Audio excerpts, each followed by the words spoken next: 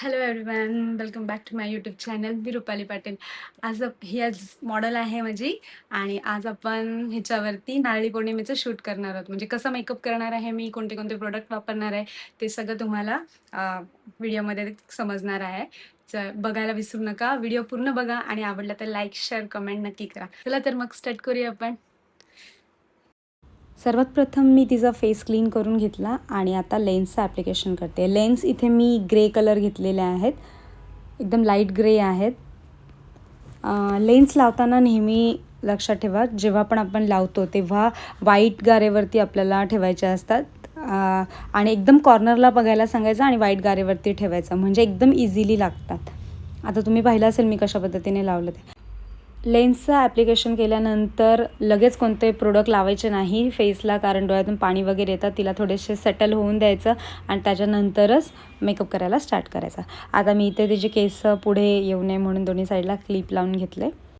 आता सर्वात प्रथम मी इथे मॉइश्चरायझरचं ॲप्लिकेशन करते.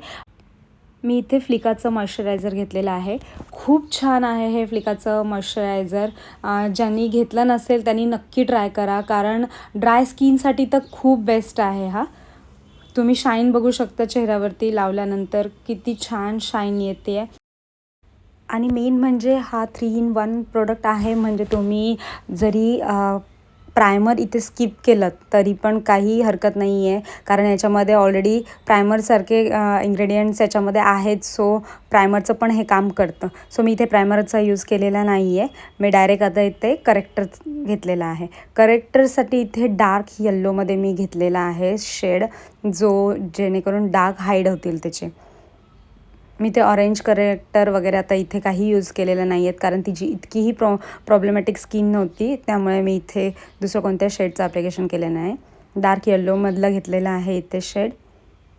आणि अंडर आईजच्या खाली आणि नोजच्या आणि लिप्सच्या साईडला जिथे जिथे डार्क वाटत होते थोडेसं डार्क कलर असल्यामुळे मी तिथे त्याचं ॲप्लिकेशन करून घेते ब्रशच्या साह्याने. एकदम हलक्या हाताने ब्लेंडरने नंतर ब्लेंड करून घ्यायचं. आपल्याला जिथे आपण डाग हाईड करण्यासाठी जिथे कन्सिलर लावतो ते लावल्यानंतर तेवढ्याच भागात आपल्याला हलक्या हाताने ब्लेंडरने ब्लेंड करून घ्यायचं, कारण आपल्याला ते सरकवून असं ड्रॅग नाही करायचं, जेणेकरून ते प्रोडक्ट साईडला हलेल आणि जो डाग आहे तो ॲज इट इज परत दिसेल. त्यासाठी असं नाही करायचं. जिथे आपण लावलं आहे प्रोडक्ट तिथे फक्त हलक्या हाताने टॅप टॅप करून घ्या. आणि कन्सिलर पूर्ण लावून झाल्यानंतर मी आता फाउंडेशनचा यूज केलेला आहे. ते फाउंडेशन मी क्युटी ब्युटीचा घेतलेला आहे. याचा जो शेड आहे तो थोडासा फेअरमध्ये होता. सो मी याच्यामध्ये कन्सिलर पॅलेटमधून जो कन्सिलर पॅलेट तुम्हाला मगाशी दाखवला त्याच पॅलेटमधून थोडासा डार्क शेड घेऊन त्याच्यामध्ये मिक्स केला आहे आणि तिचा शेड तयार करून फाउंडेशनचं ॲप्लिकेशन करून घेते. पूर्ण फेसवरती व्यवस्थित हलक्या हलक्या हाताने टॅप करून सगळीकडे फाउंडेशन लावून घेते.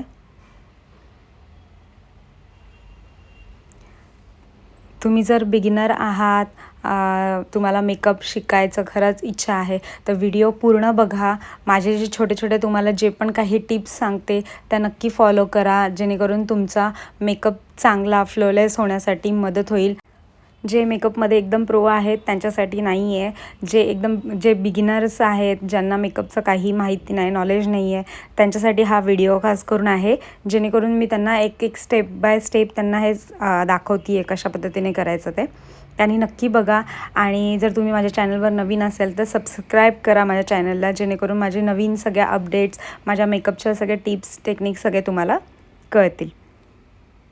मी आधी लाईट लावली नव्हती, त्यामुळे ते एवढं दिसत नव्हतं. आता माझ्याकडे जी लाईट होती ती छोटी आहे, त्यामुळे मी नंतर लावलं आहे.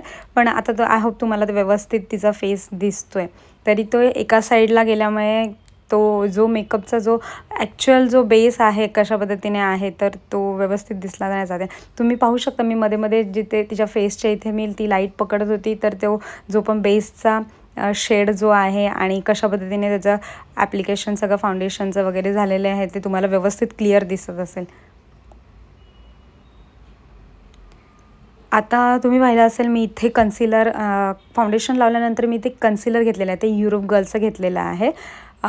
ते तुम्ही पाहिलं असेल. मी एकदम थोड्या लाईट प्रमाणातच घेतलेलं आहे, खूप जास्त घेतलेलं नाही.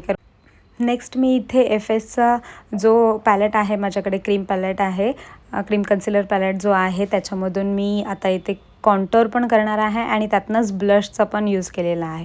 कॉन्टोर तुम्ही बघा, जेव्हा लिक्विड कॉन्टोरचं तुम्ही ॲप्लिकेशन करतात तेव्हा कशा पद्धतीने करायचं आहे. नोजला पाहिलं असेल मी अशी एकदम लाईन हे केलेली आहे आणि जेव्हा कॉन्टोरला साईडला जेव्हा करतो तेव्हा कानाच्या वरून आणि आयब्रोचं जे टोक असतं लास्टचं तिथपर्यंत तुम्हाला करायचं आहे. आणि ब्लशचं बघितलं असेल तुम्ही, मी फक्त फिंगरच्या साहाय्याने तिथे टॅपटॅप केलं आहे, जस्ट हलक्या हाताने घेऊन फिंगरच्या साहाय्याने तिथे लावून घेतलं. आता मी ब्लेंडर घेतला आहे आणि कशा पद्धतीने त्याला ब्लेंड करते तुम्ही पाहून घ्या. अशाच पद्धतीने जेव्हा तुम्ही ब्लेंड करताना, जेव्हा क्रीम प्रोडक्ट, ते तुम्हाला हलक्या हलक्या हातानेच त्याला व्यवस्थित ब्लेंड करायचं आहे आणि खूप जास्त जोरात प्रेशर देऊन करायचं नाही आहे, नाही तर मग प्रोडक्ट पूर्ण ब्लेंडरमध्ये जाईल आणि फेसवरती त्याचं ॲप्लिकेशन केलेलं दिसणार नाही. आता तुम्ही पाहिलं असेल जे ब्लेंड केलं आहे ते एकदम नॅचरल पद्धतीनेच, म्हणजे एकदम नॅचरल असं वाटतं आहे. कॉन्टोर असा एकदम जास्त केलेला आहे, एकदम जास्त हेवी असं काही दिसत नाही, एकदम नॅचरल फेसचा कट असं दिसतंय. नोजला पण तुम्ही पाहिलं असेल आणि जिथे लाईन केली होती त्याच लाईनीलाच फक्त घेऊन असं मी बरोबर ब्लेंड केलं आहे. आता ब्लशला पण त्याच ब्लेंडरने घेतलं आहे, फक्त दुसरी साईड पकडली आहे मी आणि हलक्या हाताने टॅपटॅप करून घेते आहे, व्यवस्थित स्प्रेड करून घेते पूर्ण गालावरती आणि नोजच्या जेव्हा टोकावर फक्त तिथे लावलेलं आहे तिथे फक्त ब्लेंड केलं आहे. आता तिचा फेस तुम्ही पाहू शकता, एकदम छान दिसतोय खूप आणि खूप असं व्यवस्थित ब्लेंडिंग झालेली आहे ब्लशचे वगैरे पण. आता मी इथे लूज पावडरचं ॲप्लिकेशन करून घेणार आहे. म्हणजे आता आपला बेस जो आहे तो ओला आहे, तो त्याला व्यवस्थित बेक करण्यासाठी आपण इथे पहिले लूज पावडरचा यूज करणार आहे. मी इथे PSCची लूज पावडर घेतलेली आहे. सर्वात प्रथम जेव्हा अंडर आईजच्या खाली लावायची, कारण अंडर आईजच्या खाली आपण जेव्हा डोळे खाली बघतो तेव्हा तिथे लाईन्स येतात. सो तिथे पहिले ब्लेंडरनी ब्लेंड करत जा आणि देन लगेच पावडर लावून घेत जा, लूज पावडर. आणि जिथे जिथे पहिले लाईन येते, म्हणजे स्माईल लाईन येते, परत फोरहेडला समजा काही नाही येते, जेव्हा जिथे जिथे असं वाटतं की आपल्याला इथे लाईन्स येणार, ते पहिले तिथे लूज पावडर व्यवस्थित ब्लेंड करायचं ब्लेंडरने आणि मग लगेच लूज पावडर लावून घेत जा. आणि त्याला व्यवस्थित ब्लेंडिंग करण्यासाठी पावडरला कधीच पावडर पफनी करायचं नाही. नेहमी ब्रश घ्यायचा, पावडर ब्रश जे येतात ते खूप मोठे असतात त्याची साईज, सो ते ब्रश घेत जा आणि कारण त्याच्याने खूप छान असं ॲप्लिकेशन होतं. आता मी इथे कॉम्पॅक्ट पावडर घेतलेला आहे, शॉपरेलचं घेतलेलं आहे आणि व्यवस्थित पूर्ण स्किनवर त्याचं ॲप्लिकेशन करून घेते आहे. डोळ्याच्या वरती पण जेव्हा आपण थोडंसं कन्सिलर लागतंच आपलं फार प्रमाणामध्ये, सो तिथेसुद्धा मी थोडंसं हलक्या हाताने ब्लेंड करून पावडर लावून घेतली. आता मी इथे आयब्रो फिल करून घेते. मी याच्या आधी थोडंसं तिचा बेस रेडी झाल्यानंतर मेकअप फिक्सरचा यूज केला होता, पण ते ॲक्च्युली कट झाल्यामुळे मला दाखवता आलं नाही आहे. आता मी इथे तिचे आयब्रो फिल करून घेते. आयब्रो फिल करताना तुम्ही पाहिलं असेल मी ते गोजस गर्लचा घेतलेला आहे आयब्रो फिलर. आता आयब्रो फिल करण्यासाठी इथे मी गोजस गर्लचा पॅलेट घेतलेला आहे आणि त्यातलं मी पावडर प्रोडक्ट न घेता मी इथे आता क्रीम प्रोडक्ट जे असतं ना ते यूज केलेलं आहे. तुम्हाला लास्ट व्हिडिओमध्ये म्हणजे मी जे लाईव्ह घेतलं होतं त्याच्यामध्ये तुम्हाला सांगितलं होतं, जेव्हा हेवी असतो ना बेस त्यावेळेला जास्त क्रीम प्रोडक्टचं ॲप्लिकेशन का नाही करायचं, कारण ते खूप डार्क असतात, पटकन ब्रशमधून जास्त प्रमाणामध्ये लागू शकतो आणि एकदा आयब्रोला लागलं तर ते कवर करायला खूप वेळ लागू शकतो. सो तुम्ही पावडर प्रोडक्टनी थोडं थोडं ॲप्लिकेशन करत जा जेव्हा तुम्ही शिकतात तेव्हा. जर एकदा तुम्हाला प्रॅक्टिस झाली ना की मग तुम्हाला लिक्विड घ्या किंवा पावडर प्रोडक्ट घ्या, तुम्ही व्यवस्थित करू शकता आयब्रो फील करणं हे खूप महत्त्वाचं आहे, कारण आयब्रो व्यवस्थित फील केली तरच तुमचा चेहऱ्याचा जो व्यवस्थित शेप आहे, जो काही तुम्हाला छान मेकअप म्हणजे जो पण तुम्ही करताय तो छान दिसू शकतो. जर आयब्रो नीट फील केली नाही ना तर सगळा फोकस त्या आयब्रोवर होतो आणि तो किती छान केला असेल बेस तरी पण तो मेकअप काही चांगला दिसणार नाही. सो बिगनर आहात तर प्रॅक्टिस करा. प्रॅक्टिस केल्याने हळूहळू तुम्ही बरोबर परफेक्ट व्हाल. आता तुम्ही पाहिलं असेल की मी पहिले कन्सिलर लावून घेतलं आणि कन्सिलर लावल्यानंतर आयब्रोच्या बरोबर खाली मी इथे PSCचा पॅलेट घेतलेला आहे आणि त्यातनं जो सिल्वर म्हणजे व्हाईट कलरचा जो शिमरी होता तो वाला प्रोडक्ट इथे लावलेला आहे. लाईट कमी पडत असल्यामुळे तुम्हाला व्यवस्थित ते क्लिअर दिसत नाही आहे, पण तुम्ही पाहू शकता वरच्या साईडला बरोबर आयब्रो हायलाईट होण्यासाठी मी इथे व्हाईट कलरचा जो हायलायटरसारखा जो होता ना प्रोडक्ट तो मी इथे ॲप्लिकेशन केला आणि इनर कॉर्नर्सला पण लावलेला आहे. नेक्स्ट मी आता इथे लाईट ब्राऊन कलरचं ॲप्लिकेशन करते आहे.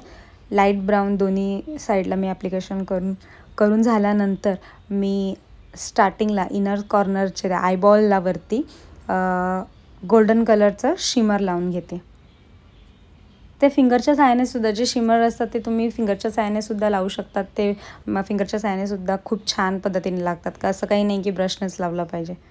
नेक्स्ट मी आता तिची जी साडी आहे ती रेड आणि ऑरेंज कलरची असल्यामुळे मी इथे लाईट रेड कलर घेतलेला आहे.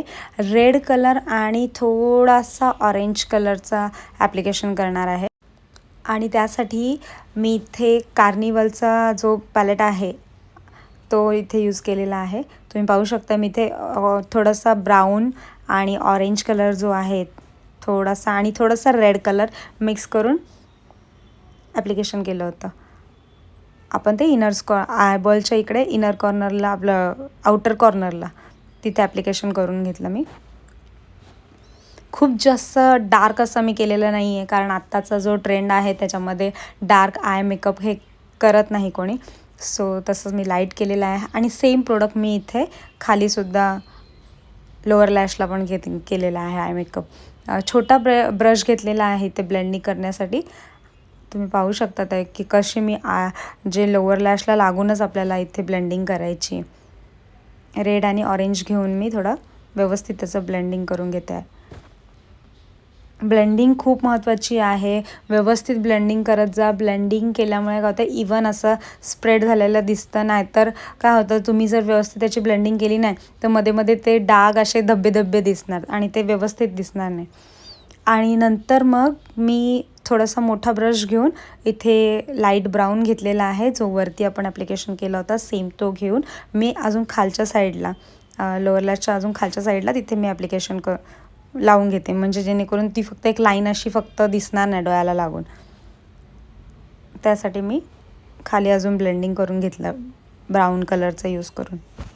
नेक्स्ट मी आता इथे काजळ लावून घेते. क्युटी ब्युटीचा प्रोडक्ट घेतलेला आहे जे ब्रशच्या साहाय्याने लावते. लायनर, मस्करा आणि जे लॅशेस होते ते मी ऑफ कॅमेरा लावून घेतले. लिपस्टिक मी इथे मरून लावली होती, पण नंतर आम्ही चेंज केली कारण तिला ती ज्या साडीच्या अकॉर्डिंग सूट नव्हती, तर रेड कलरची लावून घेतली होती. सो ओव्हरऑल हा लूक कसा झाला होता हे तुम्हाला नक्की पाहायला मिळेल आणि रील बघायला नक्की विसरू नका, कारण खूप छान आम्ही शूट केला होता बाहेर जाऊन. सो लास्टचं मी तुम्हाला थोडंसं दाखवते आहे की कुठे जाऊन आम्ही केलं होतं शूट वगैरे ते. पण जर मेकअप आवडला असेल आणि माझ्याकडून काही शिकायला भेटलं असेल तर लाईक, शेअर, कमेंट नक्की करा आणि कसं झालं हे कमेंट करून नक्की सांगा. आम्ही ह्या लूकसाठी तिचे जे हेअर आहेत ते ओपन ठेवले होते आणि नंतर तिला ज्वेलरी वगैरे घालून आम्ही सगळं सेटवरती जाऊन पोचलो, जिथे आम्हाला शूट करायचं होतं. सेट म्हणजे जिथे आम्हाला शूट करायला जायचं होतं तिथे गेलो. सो नक्की बघा आणि कमेंट करून नक्की सांगा कसं वाटलं. चला तर फ्रेंड्स, भेटूया नेक्स्ट व्हिडिओमध्ये. तोपर्यंत bye, see you, take care.